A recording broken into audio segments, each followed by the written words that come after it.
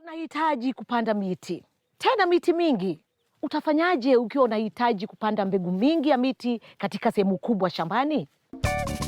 Kurahisisha kazi ndio lengo letu la leo. Ili kufanya hivi, tuko naye Daniel Mandela kutoka STIHL, watengenezaji wa mashine zinazorahisisha kazi za mikono. Mashine hizi hutumika shambani katika ukataji wa miti, upambaji wa mandhari, sekta za usafi na ujenzi.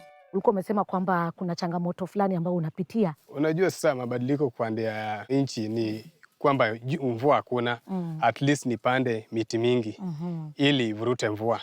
Na niko na target nipande ifike 5,000. Na huo ni mpango mzuri. Wewe unapanda miti vipi? Kitu ya kwanza yenye huwa nafanya nachimba shimo.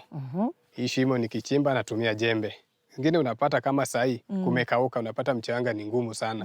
Kwa hivyo kuchimba lazima utumie nguvu mingi. Umeandika watu ama ni wewe binafsi? Huwa na chimba tu mimi binafsi. Peke yako? Peke yangu juu sasa sina pesa. Una nguvu kiasi gani?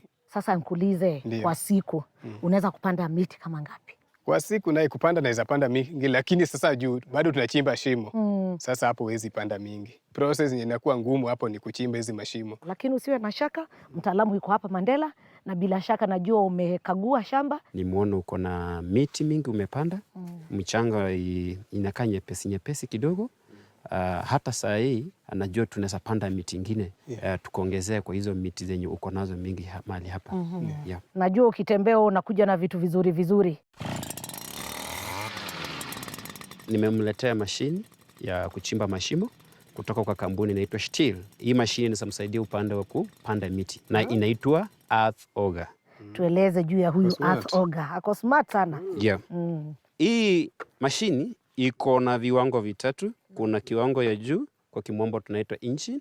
Na kwa sababu hii engine yetu iko na ile mzunguko wa high sana, huwa tunatumia kitu kingine inaitwa gearbox kwa kimombo kutengeneza hiyo mzunguko, kukimbiza chembe letu lenye liko pale chini. Hii engine tunaitwa 2-stroke, uchanganye mafuta na petroli. Unatakiwa kuchanganya mafuta ya injini mililita 20 katika lita 1 ya petroli. Hili chembe lenye limekuja na hii mashini ni milimita 200. Na hiyo inalingana na shimo kiasi gani unataka kuchimba.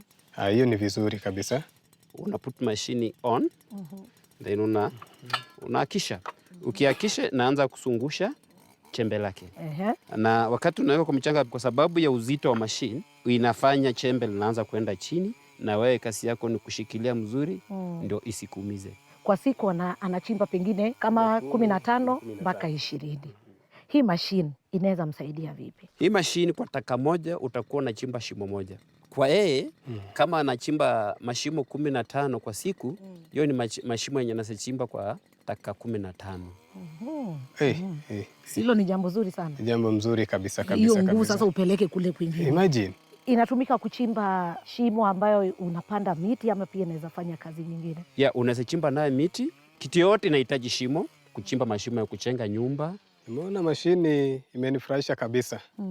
Hii mashini sasa venye huwa ukitumia kwa kila mashini unapata saa zingine inahitaji spare ama ikiharibika. Kwa hii kampuni yetu tunauza hizi mashini na spare zake kwa dealers. Wako kila mahali kwa hii nchi. Hii mashini iko na warranty? Kuna kuwa na kitu inaitwa warranty kwa kampuni, lakini ile warranty uharibifu unaingana na vile sisi tumeunda. Kwa hivyo kwa ufupi unamaanisha wakati mkulima anatumia mashini afuate maagizo yalivyoandikwa. Makosa ya mtumiaji ina maana kuwa hujafuata maelekezo. Kwa mfano, kutumia mashine bila kuongeza mafuta. Hii itasababisha injini iharibike. Hakikisha unafuata maelekezo ya matumizi. Na hii mashini pia kuongezea, si kuchimba tu mashimo, unaweza chiachiri nayo. Unaenda kufanyia mtu kazi bado, ukapata pesa.